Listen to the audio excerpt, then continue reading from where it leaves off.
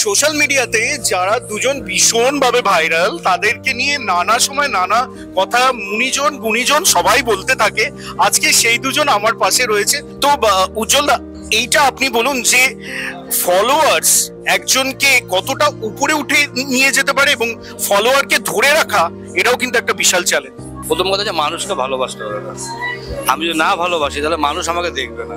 আর তারপরে তো আমাদের যেটা বিরিয়ানি নিয়ে, যেটা আমাদের একটা মানুষ যখন খেতে আসে আমাদের দোকানে, তখন সেই মানুষটা যেন সাকসেস হয়। যে আমরা যে দামে বিক্রি করি, আমরা 1 টাকা বেচতে পারি, 10 টাকা বেচতে পারি, কিন্তু সেটা যখনই মানুষ যে না বলবে যে না এই দোকানে গিয়ে আমরা খাবারটা খেয়ে আমরা সাকসেস হই, হ্যাঁ, তখনই কিন্তু মানুষ আমাদের দিকে আসবে। আর সেটাই হয়তো আমরা, আমার ভাই দীপঙ্কর, যে আমরা এটা করতে পারছি বলে মানুষ আমাদের কাছে আসছে। ফলোয়ারের বিড়ম্বনা তুমি পেয়েছো, আর ফলোয়ারের জন্য তুমি এত মানুষের ভালোবাসাও পেয়েছো। ফলোয়ার্স এর কথা বলতে গেলে দেখো, ফলোয়ার্স সবসময় আমাদের জন্য একটা আশীর্বাদের মতন। আমরা সবসময় বলি যে আমরা যারা বিজনেসম্যান তারা বলি যে ফলোয়ার্স বা কাস্টমার আমাদের কাছে ভগবান সমতুল্য।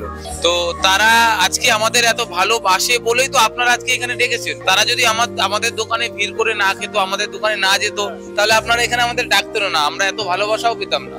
এটা যে আলাদা পরিচিত, সেগুলো পুরোটা কাস্টমার আর ফলোয়ার্স এর জন্য। তারপরেও সোশ্যাল মিডিয়াতে কাজ করতে গেলে সবাই যে ভালো বলবে, সব ফলোয়ার যে ভালো আপনাকে বলবে বা সবাই যে খারাপ বলবে তা না।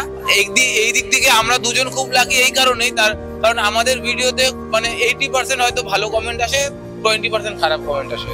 আর এই ফলোয়ার্সদের জুড়ে, কাস্টমারদের জুড়েই আমাদের ব্যবসা, তাদের নিয়েই আমাদের পৃথিবী। তারা আছেন বলে আমরা বেঁচে আছি, তারা আছেন বলে আজকে আমরা এইসব জায়গায় আসতে পারছি, মানুষের ভালোবাসা পাচ্ছি। অনেক সময় অনেক বাজে কমেন্টের সম্মুখীন হতে হয়, মানুষ নানাভাবে আপনাকে বিব্রত করে এবং সেগুলো বিব্রতটা এত সুন্দরভাবে আপনি হ্যান্ডেল করেন। দীপঙ্করও তাই, কি বলবেন?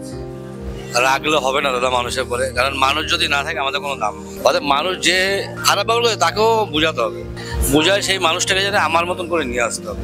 দীপঙ্কর, তোমার ক্ষেত্রে অনেক সময় অনেক মিমের তুমি শিকার হয়েছো, এখনো হচ্ছ। কিছু নানান কথা যেগুলো এইখানে হয়তো আমি বলতেও পারবো না। আর তারপরে তার কথাগুলো বলে দাও তুমি।